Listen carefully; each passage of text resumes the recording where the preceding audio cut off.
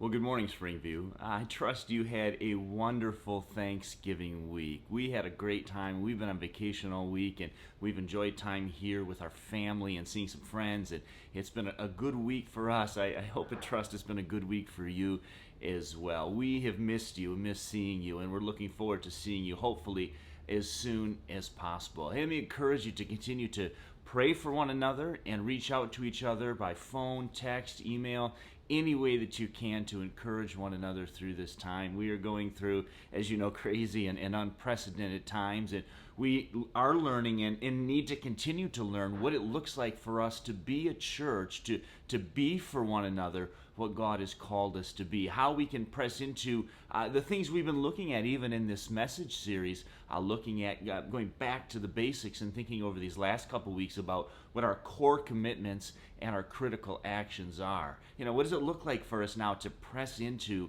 a kind of deep spirituality, a close relationship with Christ? And we want to do that because, well, people flourish when they're close to Jesus.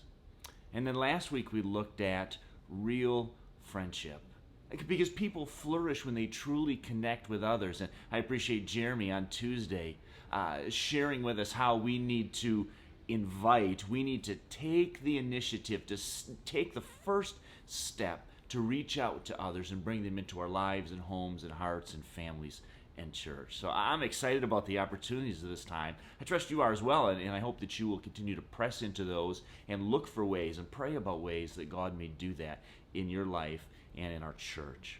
Hey, this morning I want to think about the third part of this message series as we think about our third core commitment. Then, Lord willing, on Tuesday we'll think about the third critical action that's connected to it. You know, Kelly and I are in Florida right now with her family on vacation, and we've enjoyed a good week and a good time. A couple years ago, we took this same trip, and on our way down here, we stopped in Virginia at the college that I went to and spent some time there. I hadn't been there in 20 years since I'd graduated, and so going back there was quite a time for me. I tend to be a nostalgic person anyway, but it had been 20 years to go back to the old places and see how much things had changed and to see what things were still there, and I really enjoyed the time that we had to spend there. But one of the things that struck me as we walked around the college and as we visited some other places that I had gone to frequently was how different my life is now than it was then. Of course, now I'm married and I have 6 kids and serve as a pastor, but back then I was a 23-year-old recent college graduate with a degree in history. And one of the things that struck me is I thought back to when I was leaving there at that time. I'd just graduated. I had one more night in the dorm. The next day my parents and I were leaving. We're headed back to Michigan.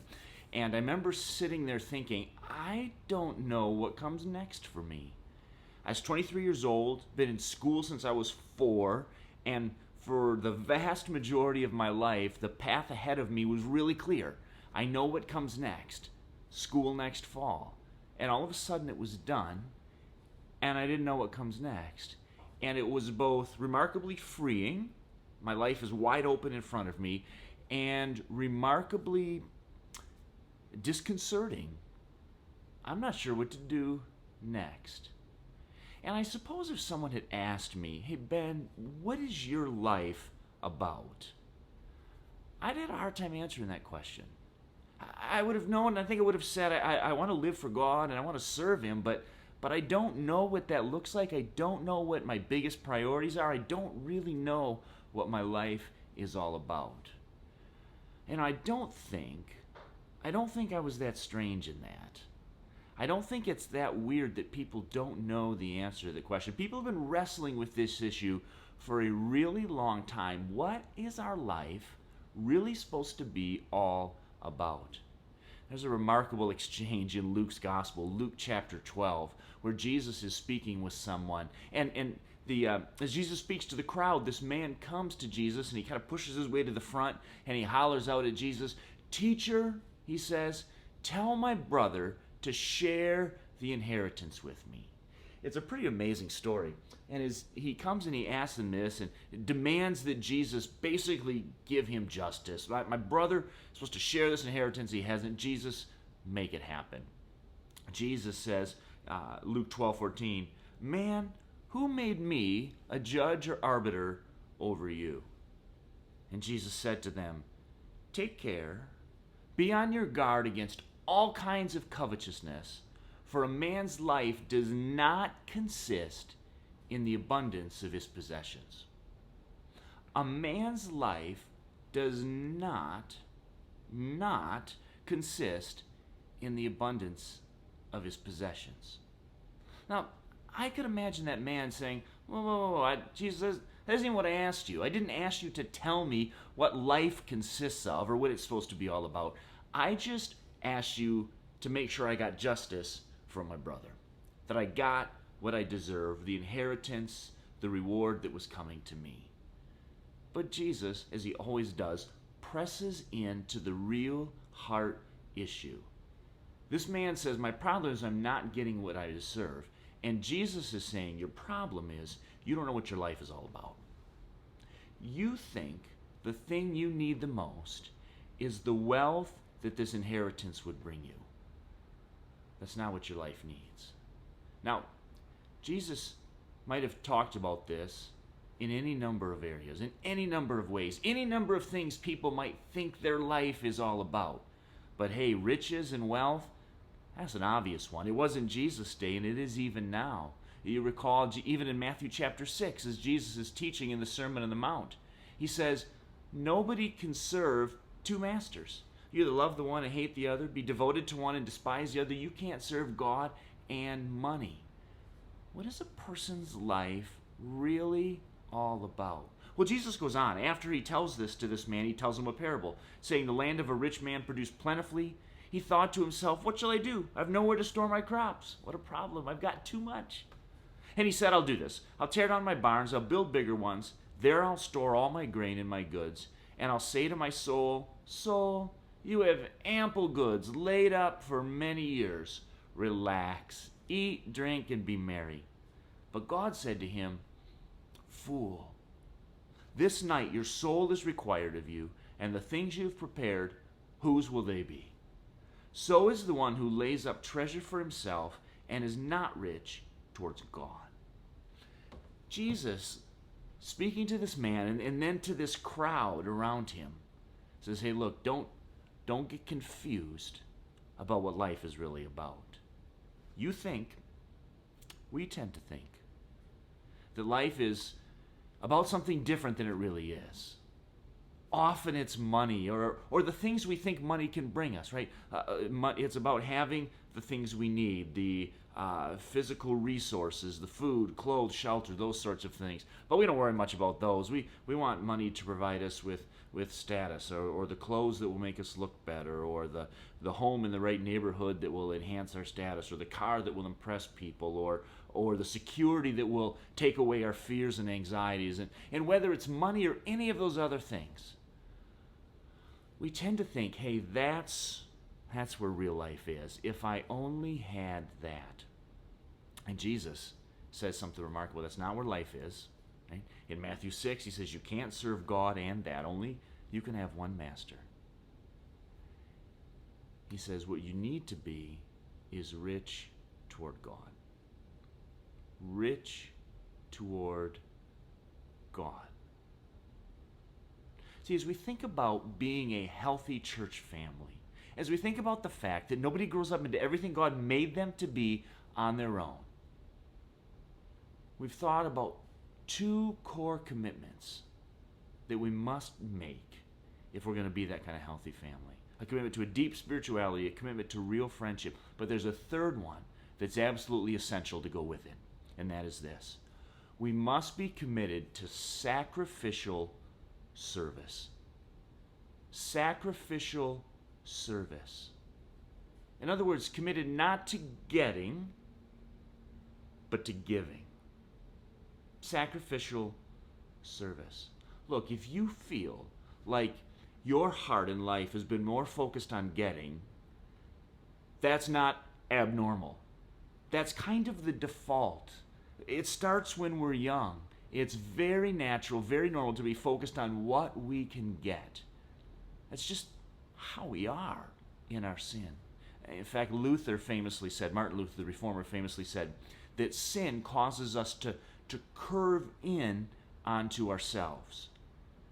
That God has created us, put us in this world to do good, to advance His name and fame and glory, and instead sin causes us to turn in from God, to turn in from others, and to turn in onto ourselves. That's what sin does to us. Instead of being focused on giving, we become focused on getting. It's all about obtaining, having, hoarding even for us. That's not unusual. That's normal. We don't say it that way. We don't promote ourselves that way. It's not on our resume, but it drives often much of who we are. If we're going to be a healthy church family, we have to be committed to sacrificial service. It's sacrificial because it's going to cost us. It's going to cost us. It's not the easy way. It's not the easy path. Jesus shows us this too. You recall as he's interacting with his disciples, and they are arguing about who's the greatest, who's the most famous, important, well-known, significant. And Jesus says, now the greatest is the one who serves. He says, for even the Son of Man, talking about himself, didn't come to be served, but to serve and to give his life a ransom for many. We have to be committed to a kind of sacrificial, costly service. Here's why. People flourish when they give their lives for something bigger than themselves. People flourish when they give their lives to something bigger than themselves. I don't just mean that other people flourish if I give my life to them or to their cause or their well-being, although that's true. What I mean is, we flourish when we give ourselves to something bigger than us. We were not made to live for ourselves. We were not created in such a way by a gracious, loving, giving, serving God that the way we find joy is by grasping and accumulating and trying to get for ourselves. No, we were created by God in such a way, in His image, like Him, that we flourish and find our joy as we learn to seek the welfare and goodness of others. God has called us to a kind of sacrificial service. Jesus again says in Matthew chapter 8, this is the scene, great scene, where Jesus asks His disciples, who do people say that I am? And they say, some say Elijah, some say so-and-so, prophets, on and on. And finally Peter says, you're the Christ, you're the King, the anointed one, the coming one. Jesus says, you're right. And then Jesus immediately begins to tell them how He, as the Christ, as the Messiah, is going to have to go to Jerusalem and suffer and die. And Peter, as you recall, says, no, pulls him aside, rebukes him, Mark says, rebukes him for that. And Jesus says, get behind me, Satan. You don't have in mind the things of men, but the things of God. Jesus, in His glory, as the redeeming Savior of the world, comes to sacrificially serve. And Peter's confused. Peter doesn't understand. So Jesus calls them all together, crowd and disciples, and He says in Mark 8:34, if anyone would come after me, let him deny himself, take up his cross, and follow me. For whoever would save his life will lose it, but whoever loses his life for my sake and the gospel's will save it. For what does it profit a man to gain the whole world and forfeit his soul? What good does it do for a person if they get the whole world but forfeit their soul? We weren't created to live for ourselves. We're created to live for God, for His kingdom in the gospel message, and for other people. God made us for that, to live for the things that God Himself lives for. People don't flourish living for themselves. People flourish when they find something bigger than themselves to live for. Look, this is always true. We need something. There's a great story, Alexander Solzhenitsyn, the Nobel Prize-winning writer. His first novel is called One Day in the Life of Ivan Denisovich. And Ivan Denisovich is a political prisoner in the Soviet Gulag in the 1950s. In other words, he's in crime, even though he's in prison, even though he's not a criminal, really.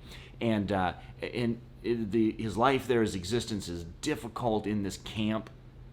But the one thing he seems to have is that he's a skilled stonemason. And the job they've got him working on is laying block on this building way out in this bitter cold field. It's not clear what purpose this building even serves way out in the Siberian tundra. It's not really clear how it helps anybody or helps the Soviet cause, but that's the job he's been given. And he works and he works and he works at this job, making sure the rows are straight and level and plumb, making it as well as he possibly can, because he lives in a brutal place where just getting enough food to get by is something to be thankful for, where it's difficult to stay healthy, it's difficult to stay alive, but he's got this job. He's laying cement block, laying it square and plumb and neat, and it's something bigger than himself to live for. People need that. We need to flourish. We don't thrive or flourish living for us. God, thankfully, is giving us a much more substantial, satisfying, eternally significant task than laying a block wall. He's called us into His mission in the world, to live for Him and His glory, to live for the good of other people, to live for the gospel message and the advance of His kingdom. People flourish. You and I flourish when we have something bigger than ourselves to live for. You know, as I was at my college a couple of years back, thinking back to 20 years earlier when I graduated and just didn't really know what my life was going to be about or where it was going, I thought, and have thought many times since, how I don't want my kids to be in that same situation. I don't want them to be 18, 20, 23 years old like I was going, I'm just not really sure what my life's going to be about. I don't mean that they need to know all the details of what kind of work they're going to do or where they're going to live or who they're going to marry. I'm not so concerned about those things. But I am concerned that they know the big picture of what their life is for, what their life is about, what it is they're giving themselves to. I would love to have that kind of clarity. I want it for them, and I want it for us. What would it be like if as a church, a year from now, we could sit back and look at our lives, look at our families, look at our ministries, look at our church, look at our community and say, hey, this is what we're giving ourselves to. This is what we're all about. We are committed to a deep spirituality because we know people flourish when they're close to Jesus. And we're committed to real friendship because people flourish when they truly connect with others. And we're committed to sacrificial service because people flourish, will flourish, as we give ourselves to something bigger than us.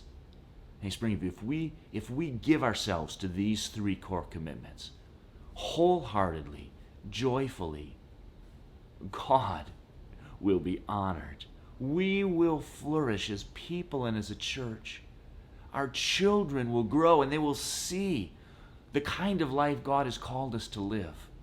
Man, I want that. For me, I want it for you. I want it for us. I want it for what God has called us to do as a church in our community and in the world. Hey, let's give ourselves to this. Here's the question I think we should be asking. I encourage you to ask yourself this question and to sit on it, to think about it, to mull it over. What am I giving my life to?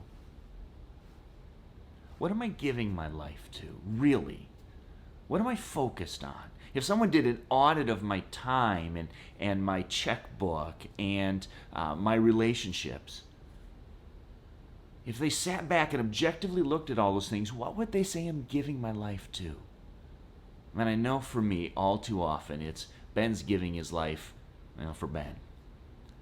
But that's not how we want to live. It's not what God has called us to. God has graciously called us into something bigger than ourselves for His glory and for the good of people and for the mission of the gospel in the world. Let's give ourselves to that intentionally and wholeheartedly, that we might flourish and grow up into everything God created us to be. Hey, listen, on Tuesday, I want to talk with you briefly about what the third critical action is. What do we need to do if we're going to commit ourselves unreservedly to sacrificial service? I want to talk with you about that on Tuesday. In the meantime, we love you. We look forward to seeing you soon. God bless you. Have a great Sunday.